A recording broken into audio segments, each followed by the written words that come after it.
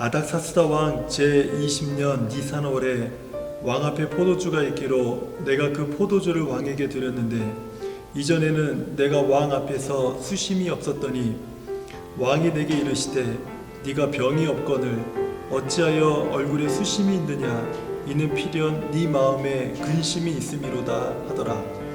그때 내가 크게 두려워하여 왕께 대답하되 왕은 만세수를 하옵소서. 내 조상들의 묘실이 있는 성읍이 이제까지 황폐하고 성문이 불타 싸우니 내가 어찌 얼굴에 수심이 없사오리까 하니 왕이 내게 이르시되 그러면 네가 무엇을 원하느냐 하시기로 내가 곧 하늘의 하나님께 묵도하고 왕에게 아뢰되 왕이 만일 좋게 여기시고 종이 왕의 목전에서 은혜를 얻었사오면 나를 유다 땅 나의 조상들의 묘실이 있는 성읍에 보내어 그 성을 건축하게 하옵소서 하였는데 아멘. 몇 사람의 나무꾼이 같은 산에서 나무를 하는 한 이야기가 있습니다. 한 젊은 나무꾼은 나무를 하는 데 있어서 정말 열심히 온 힘을 다해서 나무를 하고 있었습니다. 그리고 어느 정도 일정한 시간이 지나자 그 옆에 있었던 나이가 든 나무꾼이 그 젊은 사람에게 이렇게 말했습니다. 젊은이 좀 이리 와서 함께 좀 쉬고 물도 좀 한 잔 마시고 그리고 함께 도끼날을 다시 간 후에 그리고 나무를 또 하는 게 어떻겠는가 이렇게 이제 제안을 했습니다. 그러자 젊은 그 나무꾼은요, 죄송합니다 아저씨, 제가 지금 쉬면서 도끼날을 갈 시간이 없습니다. 저는 지금 나무 베는데 너무 바쁘거든요. 이러면서 정중하게 사양을 했습니다. 그리고 이제 해가 질 무렵 나이가 든 노련한 나무꾼은요, 젊은 나무꾼에 비해서 많은 나무를 이제 짊어지고 산에서 내려오게 되었습니다. 이것을 본 이제 젊은 나무꾼이 그분에게 이렇게 물었습니다.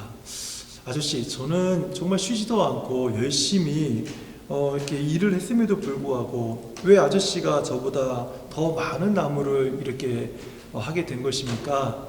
이렇게 이제 물은 거죠. 그러자 나이가 든 나무꾼이 말하기를 도끼날 때문이지. 아무리 힘이 좋아도 무딘 도끼날로는 나무를 빠르게 벨 수 없단다. 아무리 힘이 좋아도 이 무딘 날로 그 나무를 빠르게 벨 수 없다라는 것입니다. 하지만 도끼날이 좋으면, 도끼날이 날카로우면 적은 힘으로도 쉽게 나무를 벨 수 있기 때문에 내가 젊은이보다 더 많은 나무를 할 수 있었던 거다. 이렇게 이야기를 한 겁니다. 저는 이 이야기가 우리의 기도의 습관에도 상당히 중요한 교훈을 준다고 생각이 듭니다. 많은 분들이 그 기도에 관해서 아주 두 가지 큰 질문들을 항상 가지고 있습니다. 기도하는 양이 중요합니까? 아니면 기도의 질이 중요합니까? 기도하는 시간이 많은 것이 정말 좋은 겁니까? 아니면 시간은 비록 짧더라도 정말 기도의 질이 기도를 좌우하는 데 있어서 어떻게 보면은 성공적인 기도를 하는 데 있어서 더 그것이 나은 것입니까? 이런 질문이죠. 이 질문에 어떤 사람은요, 반드시 양이 중요합니다. 우리에게는 기도하는 많은 시간 동안 기도하는 것은 우리에게 굉장히 중요합니다. 이렇게 말씀하시고 그것을 강조하는 분들이 있습니다. 또 다른 쪽에서는요, 아닙니다. 기도 시간이 비록 짧더라도 기도하는 그 질이 상당히 중요합니다. 중언부언하면서 많은 시간을 기도하는 것보다 정말 짧지만은 정말 그 하나님이 기뻐하실 만한 기도의 제목을 가지고 짧게 정말 기도의 질을 높여서 기도하는 것, 그거 상당히 중요한 것입니다. 이렇게 또 강조하시는 분이 있다라는 거죠. 저는 사실 이 질문에 있어서 전 둘 다 중요하다고 생각을 합니다. 기도하는 시간이 많아지는 것은 굉장히 중요합니다. 또 반대로 시간만 많다고 해서 좋은 것이 아니라 우리가 어떠한 기도를 드리는지 기도의 질도 상당히 중요하다고 생각을 합니다. 하지만은 때에 따라서 무엇이 먼저 중요한지는 좀 차이가 있는 것 같습니다. 우리는 기도의 양이 많이 필요로 할 때가 있습니다. 뭐 예를 들면 평소에 기도의 습관을 우리가 훈련한다든지 경건한 영성을 훈련할 때에는요, 꾸준하고 또 많은 기도의 시간을 확보하는 것이 참 중요합니다. 그래서 그 시간을 통해서 우리가 경건한 영성을 다지게 되고 또 우리의 기도의 습관이 잘 우리 삶 가운데 자리매김할 수 있는 그런 좋은 어떤 훈련이 되고 또는 자리매김이 될 수 있기 때문에 그렇습니다. 하지만은 우리가 항상 기도의 시간과 장소를 확보한 상태에서 기도할 수 있는 것만은 아니죠. 그래서 기도할 수 있는 시간과 장소가 여의치 않은 경우에, 그런 경우에라도 우리는 아주 짧지만은 하나님의 보좌를 움직일 수 있는 그런 기도가 우리에게 필요하다는 것입니다. 이때는 많은 시간을 요구하지 않습니다. 어떨 때는요 10초를 기도할 수도 있고 1분을 기도할 때도 있습니다. 어쩌면 이보다 더 짧게 기도할 때도 있습니다. 하지만은 그 짧은 그 찰나의 기도가 하나님의 보좌를 움직이고 하나님의 손이 나를 도와서 하나님의 놀라운 능력과 역사를 바라보게 하는 그런 기도 응답의 축복을 누리게 만든다라는 것입니다. 오늘 본문에서도 느헤미야가 드린 기도가 바로 이런 기도였습니다. 찰나의 기도, 아주 잠시 잠깐의 기도, 하지만 엄청난 능력이 임하는 기도, 하나님의 손이 돕는 기도, 바로 이것이 오늘 본문에서 느헤미야가 드린 기도의 모습이라는 것이죠. 오늘 본문의 스토리를 보면 왕과 함께 앉아 있는 곳에 포도주가 있어서 느헤미야가 왕에게 포도주를 이렇게 따라주게 됩니다. 제가 지난주에 말씀드린 것처럼 느헤미야는 술 맡은 관원이 되어서 왕의 옆에서 왕의 음료를 담당하는 사람이라고 제가 말씀을 드렸죠. 그래서 왕이 마시는 모든 음료들, 뭐 포도주가 됐던 그 외 모든 음료들에 대해서 그 모든 것을 주관하는 사람이 느헤미야였습니다. 그래서 왕에게 이제 포도주를 따라주게 되었는데, 그날따라 왕이 보기에 느헤미야의 얼굴에 수심이 가득한 겁니다. 뭔가 얼굴에 근심이 있고 염려가 있고 불안한 그런 표정이 역력했던 겁니다. 그래서 왕이 느헤미야를 보면서 포도주를 마시기 전에 그 느헤미야에게 이렇게 말을 합니다. 내가 알기로는 네가 지금 병이 없는데 어찌하여서 얼굴에 수심이 가득하냐? 네 마음에 근심이 없고서야 어떻게 이렇게 얼굴에 수심이 가득할 수 있겠느냐? 이렇게 말을 하니까 2절을 보면요, 이 왕의 말을 들은 느헤미야가 아주 두려워서 이렇게 막 부들부들 떨 정도까지 그런 어떤 모습을 가졌다고 이야기를 하고 있습니다. 물론 뭐 이런 부들부들 떨었는지 안 떨었는지는 잘 성경에 묘사되고 있지는 않지만 크게 두려워했다, 이 말은요 가슴이 철렁 내려앉은 겁니다. 이 말 때문에. 그리고 뭐 살짝 손이 떨린다든지 어떤 긴장한 모습을 잘 드러냈다라는 것이죠. 느헤미야가 두려워했던 이유는요, 네가 어찌하여 얼굴에 수심이 있느냐 이렇게 왕이 물었을 때 그저 단순히 야 느헤미야 너 오늘 괜찮니? 컨디션이 안 좋아 보이는데 이렇게 안부를 묻는 그런 내용이 아니었다라는 거예요. 일반적으로 이런 경우는요, 왕을 독살하려고 하는 어떤 음모에 느헤미야가 가담했는지를 묻는 의도가 아주 짙게 깔린 말이었다라는 거죠.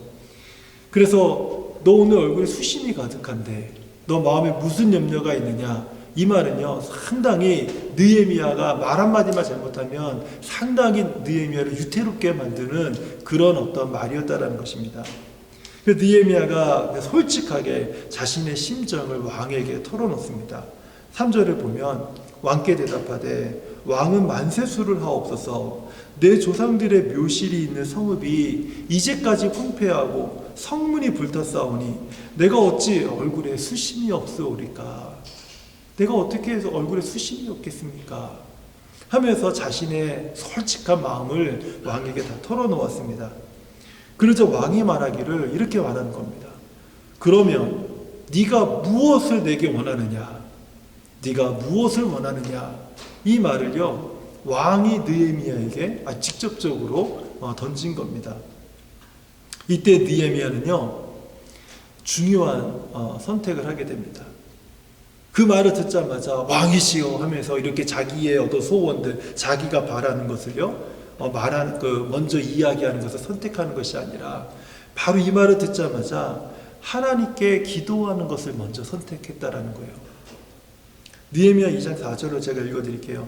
왕이 내게 이르시되 그러면 네가 무엇을 원하느냐 하시기로 내가 곧 내가 바로 내가 즉시로 하늘에 하나님께 묵도하고. 아주 중요한 순간 아닙니까? 아주 중요한 순간에 내가 그토록 원했던 그 순간에 내가 간절히 원한 내 마음의 소망들, 열망들을 바로 토해내는 것이 아니라 바로 그 순간 즉시로 하늘의 하나님께 묵도하고 기도하고, 그리고 찰나의 기도를 드린 후에 왕에게 자신의 그 마음에 있는 이야기를 느헤미야가 이제 말하게 됩니다. 여기서 느헤미야가 이 찰나의 기도를 드린 것은요, 제가 볼 때는 한 두 가지 의미가 있다고 봅니다. 첫째는요, 하나님께 이 갑작스러운 순간을 의탁한 것입니다. 사실 느헤미야가 이런 상황들을 계획하거나 이것을 의도적으로 만든 것이 아니지 않습니까? 이 순간은요, 갑작스럽게 느헤미야에게 들이닥쳤습니다. 굉장히 느헤미야를 당황스럽게 만들었고 느헤미야를 두렵고 떨게 만드는 그런 상황이 갑작스럽게 펼쳐진 것이죠. 전혀 예상치 못했던 순간이 갑작스럽게 찾아왔을 때 느헤미야는 이 순간이 결코 왕이 만들어주는 순간이 아니라 이것은 하나님으로부터 온 것이다 라는 생각을 했다고 저는 생각이 들어요. 물론 성경에는 이것이 기록되어 있지 않습니다. 하지만 정황적으로 볼 때 느헤미야는요, 이 순간이 하나님으로부터 온, 갑작스럽지만 나를 당황스럽게 만들었지만 나를 두렵게 만들었지만 그럼에도 불구하고 하나님으로부터 온 어떤 상황이라는 것을 느헤미야가 알아챘을 거라고 저는 생각이 듭니다. 그래서 순간적으로 이 당황스러운 순간을요, 왕 앞에서 하나님께 그 순간을 의탁한 거예요. 그래서 두 번째로 왕에게 답변할 그 답변을 하나님께 구했습니다. 그러면 네가 무엇을 원하느냐? 이것은 왕의 말이었습니다. 분명히 왕이 느헤미야에게 한 말이죠. 하지만 느헤미야는요, 이 왕의 질문에 답변을요, 하나님께 구했습니다. 하나님, 이 순간에 내가 무엇을 답변해야겠습니까? 하나님, 이 상황을 도와주십시오. 이 상황에 지혜로운 말을 내 입에 허락하여 주십시오. 이런 기도를 했을 것이라고 우리는 충분히 우리가 짐작하고도 남습니다. 내가 곧 하늘의 하나님께 묵도하고 왕에게 아뢰되. 느헤미야는요, 왕의 마음을 움직이는 분이 하나님이신 것을 알았어요. 어떻게 말해야지 왕의 마음이 움직일까? 어떻게 내가 계획적으로, 체계적으로, 논리적으로 이야기해야 왕이 내 구하는 것을 허락해 줄까? 이런 것을 생각했던 것이 아닙니다. 느헤미야는 왕의 마음을 움직이는 분은 누구일까? 그분은 하나님, 하늘의 하나님, 하늘 위의 하나님이라는 것을 느헤미야는 잘 알았던 것입니다. 그래서 느헤미야는요, 황폐해진 예루살렘의 성벽을 재건해달라고 요청을 합니다. 그리고 구체적으로 필요한 모든 사항을 왕에게 다 요청했습니다. 이 답변으로 인해서 제3차 포로 귀환의 문이 이제 활짝 열리게 된 것이죠. 하나님께서 느헤미야가 기도했을 때 왕의 마음을 움직여서 느헤미야가 구하는 그 모든 것을 다 허락받도록 하나님께서 그 마음을 움직여 주신 것입니다. 이런 갑작스러운 상황이라도 하늘의 하나님께 바로 찰나의 기도를 드린 느헤미야의 기도는요, 바쁜 일상을 살아가는 우리들, 많은 것을 선택해야 되고 또 무엇인가를 선택했으면 또 무엇인가를 포기하면서 살아야 되는 거 아닙니까? 이러한 우리 삶에 아주 정말 중요한 기도의 모범을 보여주는 것이라고 저는 생각이 듭니다. 우리의 삶이 얼마나 바쁩니까? 또 우리의 삶에 얼마나 많은 그 선택들을 해야 되는 상황들이 얼마나 많은 상황들이 놓입니까? 그런데 우리가 오늘 느헤미야의 기도를 보면서요, 우리도 느헤미야처럼 찰나의 기도를 우리가 드리면서 하늘의 하나님 앞에 기도하면서 우리가 찰나의 순간마다 하나님이 기뻐하시는 것을 선택하고 하나님께서 그 찰나의 순간에 하나님의 뜻이 이루어지도록 각 상황을 주관하는 모든 사람들의 마음을 움직여 주시도록 하나님 앞에 기도할 수 있다면, 그렇다면 우리도 느헤미야처럼 이 찰나의 기도를 통해 가지고요 하나님의 놀라운 영광과 크신 일을 경험할 수 있다라는 거예요. 이것이 어떻게 가능합니까? 하나님은요 나라를 세우기도 하시고 무너뜨리기도 하시는 분이시죠. 하나님은 우리의 기업을 흥하게도 하시고 망하게도 하시는 분이 바로 하나님이십니다. 사람을 세우기도 하시고요 때로는 그 사람을 물러서게도 하시는 분이 하나님이세요. 사람의 마음을 이렇게도 움직이고 저렇게도 움직이시는 분이 바로 하나님이십니다. 느헤미야는 이런 하나님을요 하늘의 하나님이라고 고백했습니다. 모든 것 위에 계신 하나님, 모든 것을 초월하신 하나님, 느헤미야는 그 하나님께 기도했던 것입니다. 느헤미야의 기도가 오늘 우리에게 주는 교훈은 우리를 당황스럽게 하는 어떤 상황에서라도, 우리를 두렵게 하는 모든 상황에서라도 그 모든 상황 위에서 모든 것을 주장하시는 하나님께 기도하는 모범을 우리에게 보여줬다는 거예요. 사랑하는 성도님들, 기도는 이런 것입니다. 상황을 모면하기 위해서 나의 급한 소원을 그냥 막연하게 비는 그런 것이 기도가 아니라 모든 상황 위에 계신 하나님께 그분의 합당한 뜻과 약속을 따라서 올려드리는 것이 바로 기도라는 것입니다.